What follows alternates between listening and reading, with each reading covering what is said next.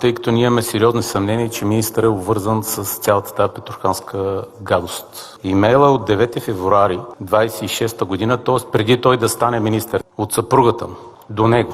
Съпругата му пише до него на 9 февруари следното. Нямам никакъв отговор адекватен. Искам да ми обясниш какви връзки имате в чужбина и с кой общува детето по хижи и палатки. Ще сезирам прокуратурата, ако не получа ясна информация за това, с какви мъже водиш и си водил детето по хижи и палатки. Съпругата ви пита, влачили ли сте детето около Петрохан или с хора, които ходят на Петрохан или са свързани с случая Петрохан. Този имейл е написан от майката на моето дете, с която съм разделен от 8 години, с която действително отношенията ни са доста тежки и сложни, която в момента е страна по дело, в което аз желая да имам повече време с моето дете.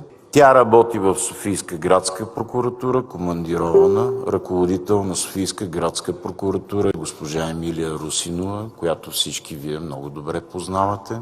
Отговорил съм на този имейл, обяснил съм, че нямаме нищо общо, нито аз, нито дъщеря ми, с Петрохан, никога не сме ходили там. Не виждам какъв е проблема да се ходи по принцип, казвам, по принцип, по хижи. Не виждам какъв е проблема човек да прекарва времето си на море или на планина на палатка.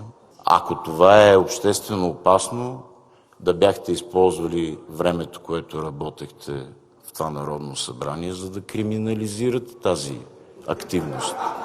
Така че това е, което мога да ви кажа. Аз обичам моето дете, то също ме обича. И да, наистина, отношенията с неговата майка са сложни, затова и водиме дело.